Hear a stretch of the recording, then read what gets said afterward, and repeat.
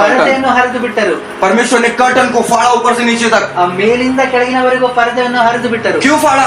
ಯಾಕೆ ಹರಿದರು? तुम संसार से आत्मिक क्षेत्र में चले जाओ इसलिए फाड़ा. ನೀನು ಈ ಜಗತ್ತಿನಲ್ಲಿ ಆತ್ಮ ರೀತಿಯಲ್ಲಿ ನಡೆಯಲಿಕ್ಕೆ ಅದನ್ನು ಹರಿದು ಬಿಟ್ಟರು. इसलिए नहीं फाड़ा कि परमेश्वर तुम बस बाहर से देखो अच्छा फाड़ा ठीक है, ನೀನು ಕೇವಲ ಹೊರಗಡೆಯಿಂದ ನೋಡಿ ಹರಿದಿದೆ ಪರವಾಗಿಲ್ಲ ಅಂತ ಸುಮ್ಮನಿರಲು ಹರಿದಿಲ್ಲ. लेकिन इसलिए फाड़ा कि तुम अंदर जाके तुम ऐसे संसार को देखो. ಯಾಕಂದ್ರೆ ನೀನು ಒಳಗಿಂದ ಹೋಗಿ ಬೇರೆ ದೃಷ್ಟಿಯಲ್ಲಿ ಸಂಸಾರವನ್ನು ನೋಡಬೇಕೆಂಬುದಾಗಿ ದೇವರು ಅದನ್ನು ಹರಿದರು. तब तुम संसार में ज्योति को प्रकट कर सकोगे. ಆವಾಗ ನೀವು ಈ ಲೋಕದಲ್ಲಿ ಒಂದು ಜ್ಯೋತಿಯನ್ನು ಪ್ರಕಟಿಸಲು ಸಾಧ್ಯ. और सबसे बड़ी बात, ಆದರೆ ದೊಡ್ಡ ವಿಷಯ ಏನೆಂದರೆ शैतान के कामों को देख सकोगे ಶೈತಾನನ ಕಿವಿಗಳನ್ನು ನೀವು ನೋಡಬಹುದು. कि वो कैसे काम करता है, ಅವನು ಯಾವ ರೀತಿ ಕೆಲಸ ಮಾಡ್ತಾನೆ ಅಂತ ನೀವು आपके ನೋಡಬಹುದು. परिवार में कैसे काम ನಿಮ್ಮ करता है, ಕುಟುಂಬದಲ್ಲಿ ಯಾವ ರೀತಿ ಕೆಲಸ ಮಾಡ್ತಾನೆ आपको आत्मा में पता चल जाएगा. ನಿಮ್ಮ ಆತ್ಮದಲ್ಲಿ ನಿಮಗೆ ಓ, ಶೈತಾನ್!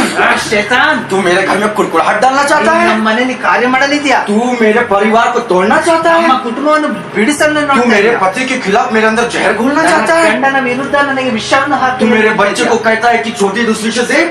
ನಮ್ಮ ಮಕ್ಕಳನ್ನು ಕೀಳಾಗಿ ನೋಡೋದು शैतान, मैं तेरे चाल चलन को जानता हूँ. ನಿನ್ನ ಕಾರ್ಯಗಳು